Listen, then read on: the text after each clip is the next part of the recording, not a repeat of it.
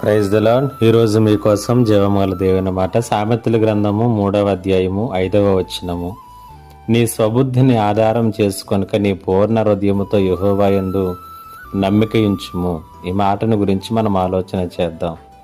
ఈ లోకంలో మనం ఎంతవరకు నిజంగా దేవుని మీద ఆధారపడగలుగుచున్నాం, ఎంతవరకు పరిపూర్ణముగా దేవుణ్ణి విశ్వసించగలుగుచున్నాము అనేటువంటిది ఒక ప్రశ్నగానే మన జీవితంలో మిగిలిపోతుందేమో బహుశా.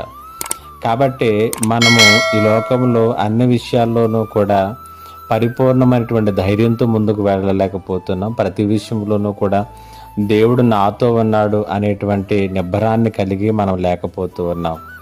అసలు పరిపూర్ణంగా దేవుని నమ్మడం అంటే ఏంటి, నిజంగా దేవుని మీద ఆధారపడడం అంటే ఏంటి? జ్ఞాని అయినటువంటి సొలొమోను దానికి ఇస్తున్నటువంటి సమాధానమే సామెతల గ్రంథం 3వ అధ్యాయము 5వ వచనం. దేవుని పరిపూర్ణంగా నమ్మటం అంటే ఒకటి, మన స్వబుద్ధిని ఆధారం చేసుకోకపోవటం, అనగా మన సొంత జ్ఞానాన్ని మన సామర్థ్యాలను ఆధారం చేసుకుని ముందుకు వెళ్ళకపోవటం. రెండవదిగా మన ప్రవర్తన అంతటి యందు ఆయన అధికారానికి ఒప్పుకోవటం. ఎప్పుడైతే ఇలాంటి నమ్మకాన్ని, ఇలాంటి విశ్వాసాన్ని దేవుని యందు కనపరుస్తావు, దేవుడు మన ప్రతి త్రోవను సరళం చేస్తాడు, ప్రతి మార్గాన్ని సరళం చేస్తాడు.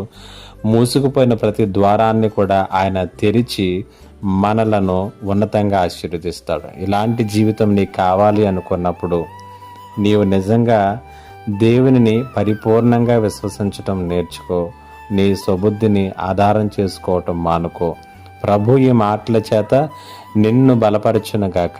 ఆమేన్. ప్రార్థన. మా దేవా, నీకు వందనాలు. ఈ మాటల చేత ప్రతి ఒక్కరిని కూడా బలపరిచి పరిపూర్ణమైనటువంటి నమ్మికతో కూడినటువంటి జీవితాలతో కొనసాగటానికి కృప చూపించమని యేసయ్య నామములో అడిగి వేడుకొనుచున్నాను తండ్రి. ఆమేన్.